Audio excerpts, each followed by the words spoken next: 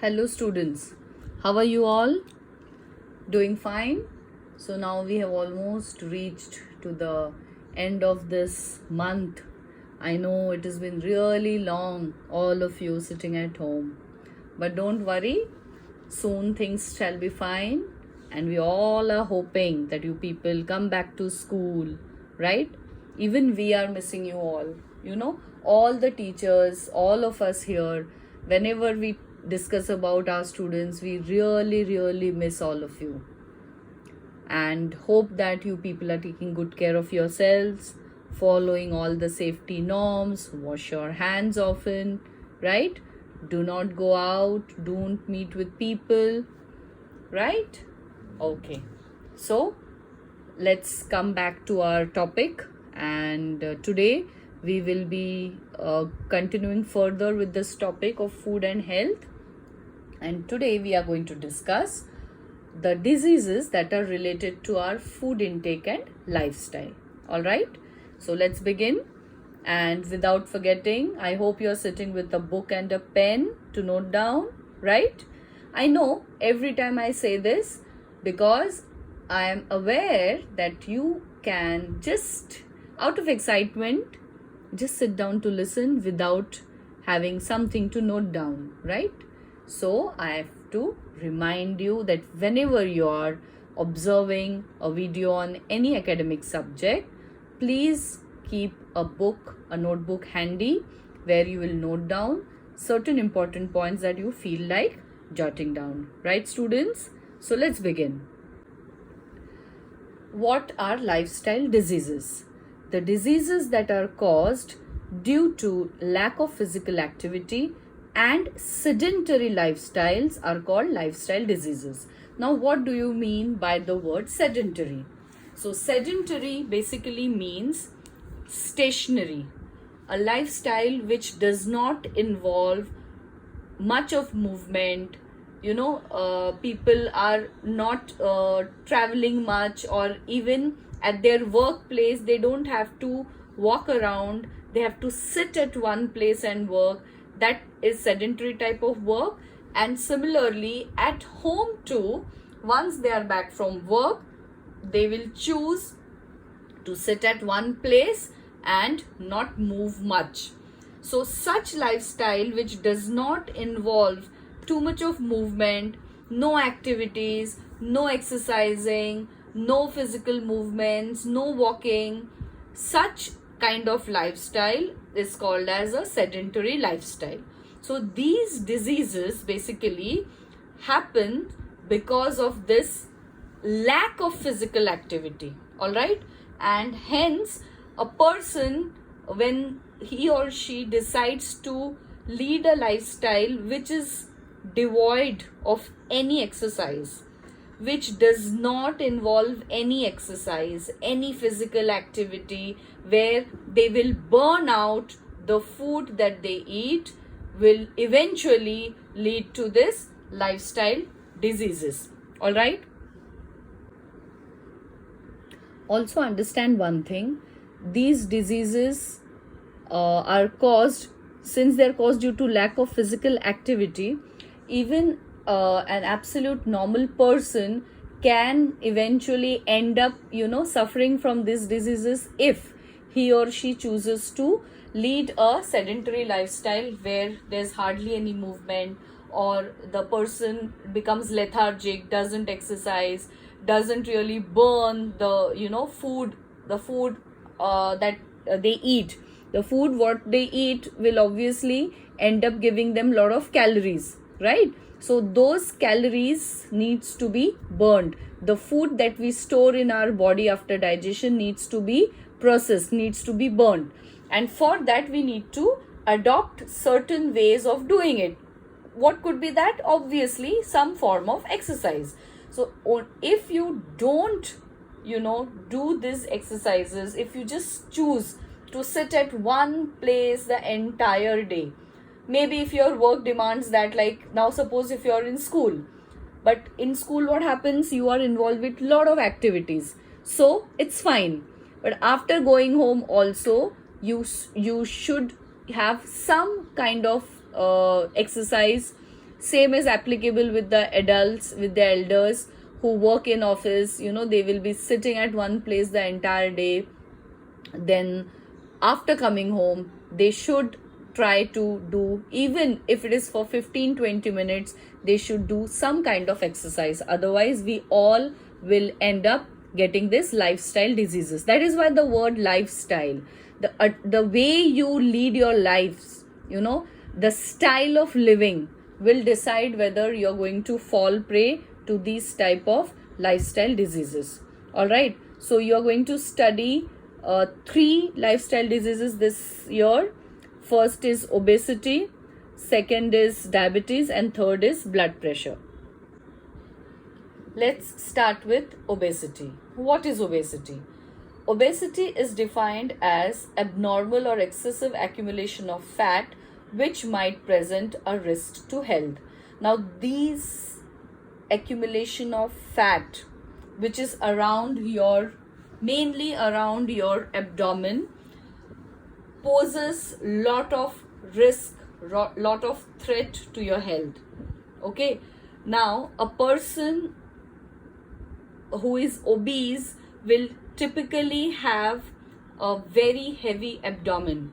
Okay, a person who has excess fat in the body and where the body weight is beyond the normal stipulated weight, that person is called as obese. Now you can see here there is a cartoon depiction of an obese person.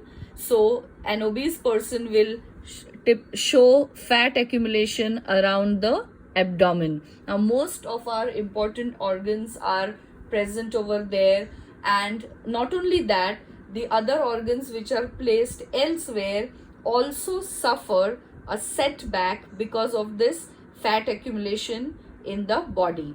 Now it definitely, when it's settling around the abdomen, we can see it, but the more dangerous aspect of obesity is the hidden fats that is accumulated in the entire body. It could be around vital organs, it could be inside the blood vessels. Now that is very dangerous. Why? Because the blood vessels are the lifelines, correct?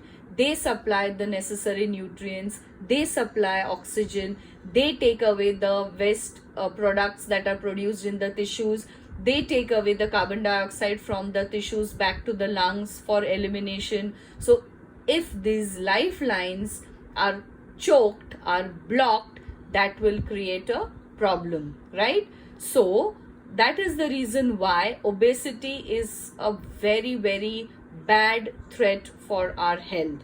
Now, what is the cause of obesity? Obviously, if you take in food which contains a lot of fat, you will turn obese after certain period of time. It is not overnight, definitely not.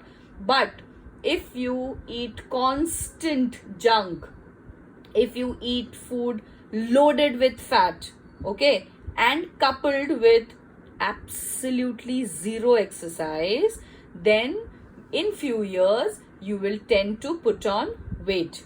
All right, so eating junk food and too much of fat intake is the most important cause, added with absolutely no exercise. And the symptoms what are more visible is nothing but the person is very, very lethargic. Okay, lethargic means slowed down in every action, slowed down, doesn't feel like getting up, doesn't feel like doing any activity, always feeling tired. Okay, and obviously the weight factor is there, which will cause a hindrance to all his or her work. So if you feel tired all the time, at your age especially, you shouldn't be feeling tired. You are in a growing age where by nature itself, naturally you're packed with energy, and so you should be very careful of falling prey to this delicious, yummy, attractive but unhealthy junk food. And then if you don't have any form of exercise, then again you're increasing your chances to become an obese person eventually. So this is obesity. How can we prevent obesity?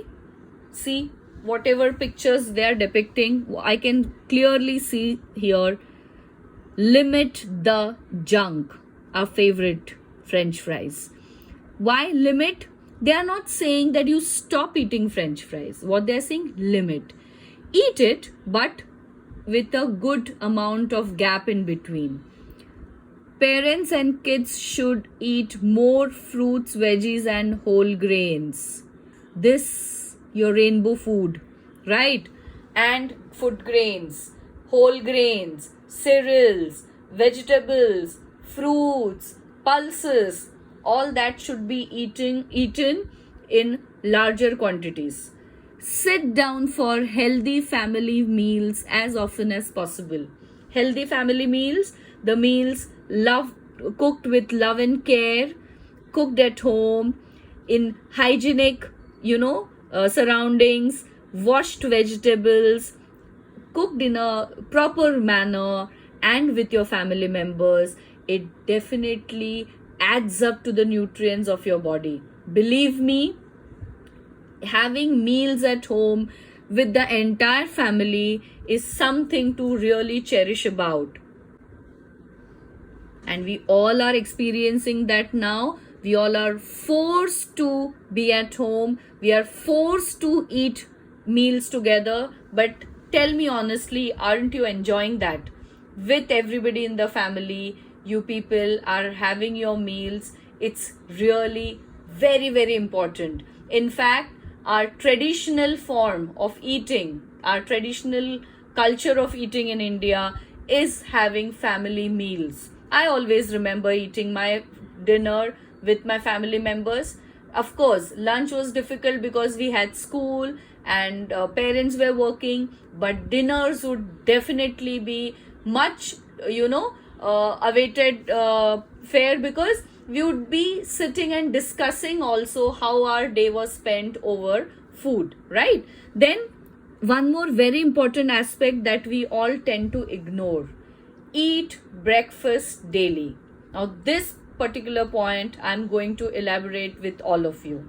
Why all of you?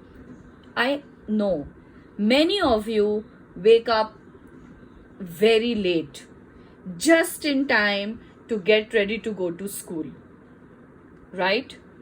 Yeah, I can see those faces smiling, looking at your parents. Oh, how did teacher come to know?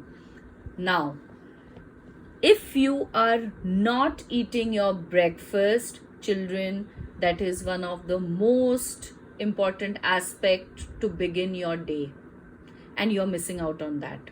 All right, for that few minutes of extra sleep, you're actually compromising on a very important intake of nutrients to begin your day, which is going to be action packed.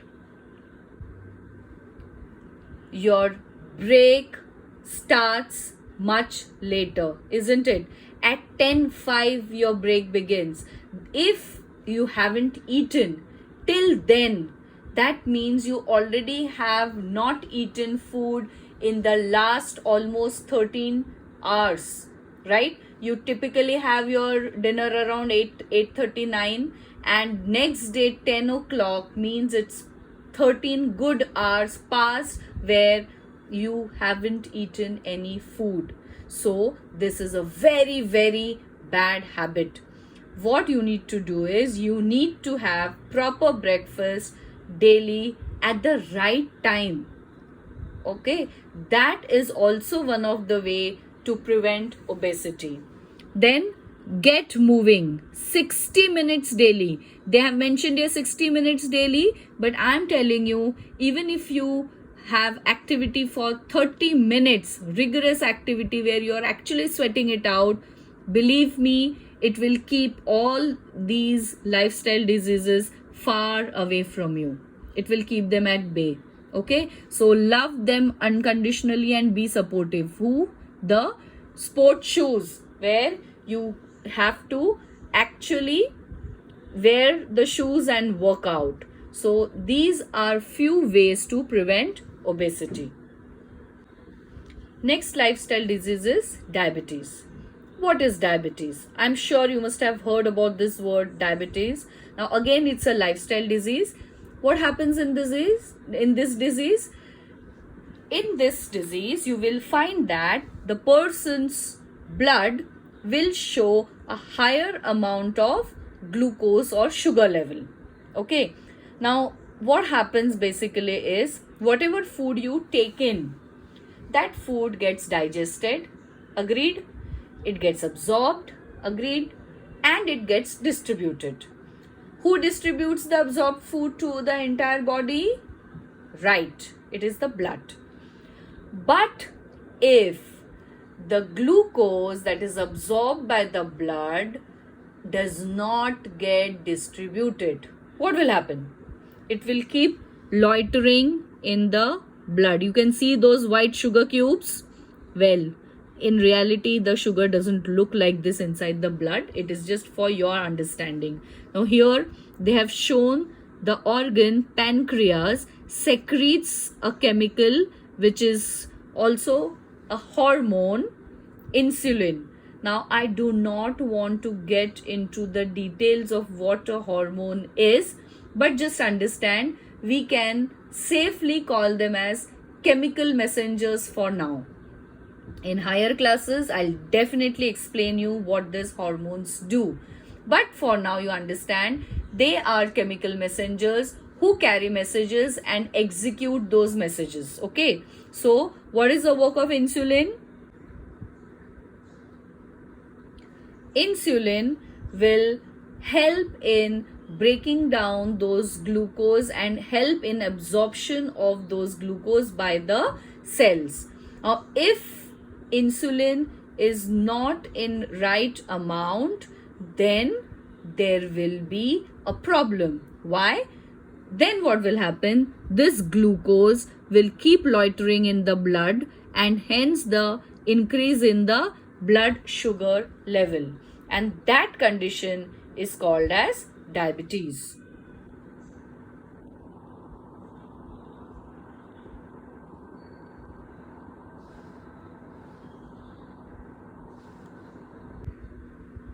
A person who will, usually suffer from diabetes, they will have few symptoms that we will see later. But the main cause of diabetes is one reason is lack of insulin. Now for that, the pancreas, if they are having some problem, they will not release this insulin. Okay. So if this is not released, then the glucose keeps loitering in the blood. Then there are many other reasons like stress. Then one more reason you can see here is obesity. The obesity can also give rise to diabetes coupled with lack of exercise. So as I mentioned, stress is one more silent killer which affects almost all organs in the body. So why do we call it a silent killer? Because we cannot really see the symptoms of stress and it is actually silently attacking the organs, causing them to, not work. And because of that, many times the lifestyle diseases are seen in people. All right. So diabetes is one amongst them, which is definitely causing lot of concern across the globe. What are the symptoms you can see? Frequent urination, increased thirst, hunger, weakness, weight loss, blurred vision, tingling sensation in hand, slow healing of cuts or bruises, nausea. Now, these are again very generalized symptoms. Just because you tend to feel hungry or you feel thirsty does not mean you are suffering from diabetes.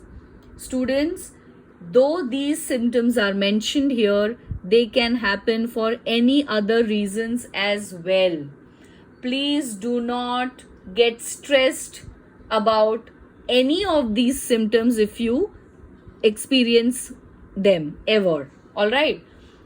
Why I have mentioned it here? Because you need to know the general symptoms of diabetes, and as I mentioned, after constantly experiencing most of these symptoms, a person can then verify it with blood test.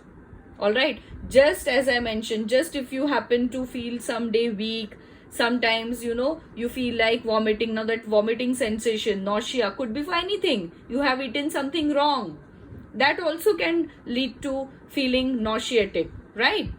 In summer months, even I feel thirsty. So does that mean I have diabetes? No. So you just understand these are the symptoms that point towards a person who might be diabetic, but that should always be confirmed with a proper doctor who will conduct a test and then confirm.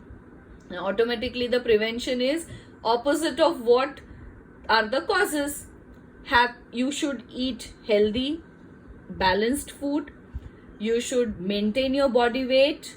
Why you have to maintain your body weight? So that you don't deflect towards being obese.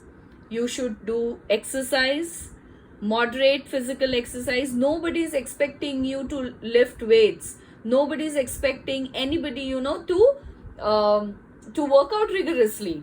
What you need to do is you need to exercise in moderate amounts. If we follow these few things, healthy eating, maintaining body weight, doing light exercises, moderate exercises, we will keep most of our problems away. Okay. Now let's move on to the third lifestyle disease. It is hypertension. All right. Now hypertension is also known as high blood pressure. But before we go on to what is high blood pressure, we need to understand what is blood pressure. What is blood pressure? When the heart pumps blood through the arteries, the blood puts pressure on the artery walls. Now this blood is applying pressure on both the artery walls. All right. That is blood pressure. So as the blood flows through the blood vessels, they keep exerting pressure through them. That is known as blood pressure. All right. So before understanding high blood pressure, you should know what is blood pressure. Understood now? So whenever the blood flows through the arteries, it will exert pressure, and that is known as blood pressure. Now let's see what is high blood pressure. It is also known as hypertension. Okay, high blood pressure or hypertension is when the pressure of the blood flow through the arteries, veins and capillaries is higher than it should be. So the normal range is 120/80. All right. So the normal blood pressure of a person is 120/80.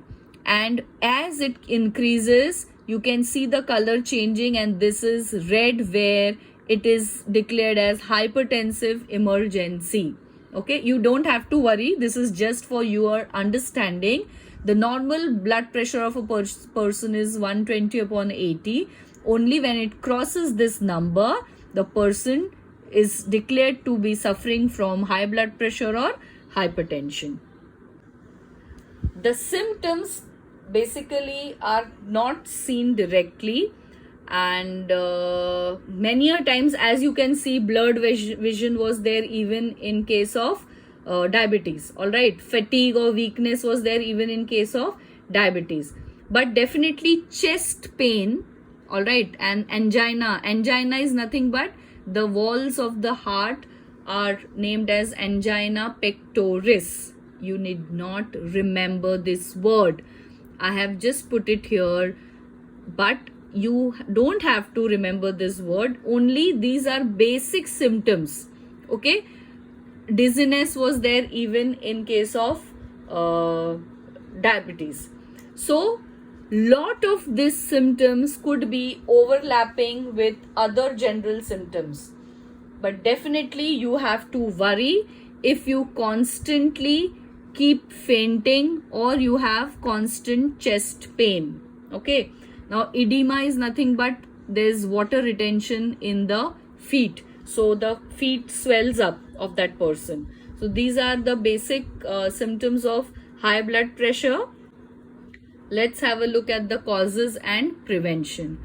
As I mentioned, there's no direct cause, but the lifestyle is a problem, and in that, smoking, stress, obesity, alcohol intake, genetic mutations, increase with age, and sodium intake.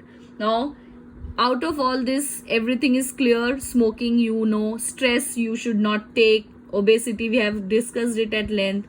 Alcohol intake is again dangerous. Genetic mutations has to do with the genes or the chromosomes of a person. Again, this is a cause. You need not get into the details, but these are all the secondary reasons for having high blood pressure, and definitely the blood pressure increases with age. Okay, sodium intake is nothing but your sodium chloride, which is present in your common salt. So these increased intake of salt also leads to water retention in the body, and that affects the pressure. So you have to take salt, but in appropriate amounts and not in excess. Okay, so prevention is weight reduction. Regular exercises improves the blood flow. As I mentioned, reducing sodium. Sodium is nothing but your salt intake. Dietary changes beneficial to reducing blood pressure. Avoid eating junk. Avoid eating food which has got lot of fat. Discontinuing tobacco use and alcohol consumption. So we should not fall prey to addictions of tobacco, smoking, or alcohol consumption. And the last but the most important is to reduce your stress. Children at your age, you shouldn't be even aware of this word stress. I don't remember what was stress. I still don't understand what is stress, because it is completely in our mind. The word stress, I feel, is the word of this era, where everybody is trying to utilize it as a weapon for escaping work, for escaping, a lot of things. I personally feel there's nothing called as stress. Why should there be stress? It shouldn't, if at my age, I consider every challenge, every difficulty as some interesting task that I need to just complete with and cross over to the other side. At your age, you shouldn't be worried at all. So stress is something which, again, I'm reiterating, is a silent killer. If you have anything in your mind, if you're upset with your friend, if you're upset with your siblings, if you're upset with your own parents, it's fine. We all are humans. These are normal emotional expressions. We just need to talk it out. You don't have to keep fermenting it in your mind and build up the issue, right? So reducing stress is completely in your hands. Nobody is going to do it for you. You need to relax in whichever way you love to. Sing it out, dance it out, paint it out, do anything. I love to sing. Whenever I'm stressed, I sing and I think of what possible solution I can arrive at, right? So reducing stress is very, very important to lower down hypertension. Now here I have given an ideal body weight chart. So the height of the person, and in case of men, what should be the ideal weight? In case of women, what should be the ideal weight is depicted over here. All right. I have even given the conversion factor because it's mentioned in pounds and usually we measure in kilograms, right? So if you have to convert from pounds to kilograms, the formula is for 1 pound, it is equal to 0.45 kg. So if you have to calculate 95 pounds, what you will do? You will multiply this 0.45 into 95 and you will get the correct kg. All right. So now this time the homework is not going to be biology. It will be more of maths. So first what you will do is you will convert all this pounds weight into kilograms. So this weight is mentioned in pounds. You will first convert it into kilograms. That is one work. All right. Then what you will do is you will collect data of height and weight of 10 people, 5 men and 5 women. Highlight the ones who are overweight. Now you already have got the ideal weight chart. So if you compare with that, you can understand who is overweight. So you will highlight that. All right. Now you can do this by calling up your family members, right? And you can just collect. You can start with your own family. In that you collect 5 male members, 5 female members and create a tabulated chart. Just the way it is mentioned. Then you find out their regular food habits and what exercise pattern do they follow. That you have to note it down. All right. And then wherever you feel the people are overweight and their weight is not falling in the stipulated weight category, you can plan a diet chart and exercise regime for them. Okay. Now, one word of caution. I do not want you to enforce this on them. All right. You plan it, talk with them politely, since all of them are elders, right? So you can talk with them. You can say that we have learned a chapter on balanced diet, nutrition, and this is what we were told about lifestyle diseases. So if they are not suffering from any diseases so far, good. You can tell them that you can avoid in future falling prey to these lifestyle diseases. So you can do that. All right. But always remember, we are not doctors, neither are you. This I'm just giving it as a task for you. From whatever little knowledge you have, you can plan a little amount of carbohydrates, little amount of proteins, very little fats, in that order. We have already done it in food pyramid, correct? Include proper whole grain cereals in that, and add some mild exercises, maybe just walking in the house, because now we cannot step out of the house. So what they can do is they can sit at home and exercise. So at home, whatever exercises are possible, you can just think about them, think about that and help them with that. Is that clear? No forcing anybody. It is just for you to understand that if this is the height, this should be the weight, and if the people are overweight, what is the cause? So when they tell their food intake, you will note it down, that generally this is the food that they eat and whether they are doing exercise or not. Is that clear? So this is all for today, and I hope you are understanding this, the importance of this chapter. It's just one of your science lessons, but do not take it as a science lesson, just only a science lesson, because this is also very important for you all to keep yourself healthy. Is that clear? Now I think we had enough lecture on eating healthy, being healthy, and yes, do write the feedback of your the sprouts chart. Whenever we meet, I want all of you to write a small paragraph on your experience of making the sprout chart, and when you shared it with your family members, what was their reaction. All right. Take good care of yourselves. Bye for now.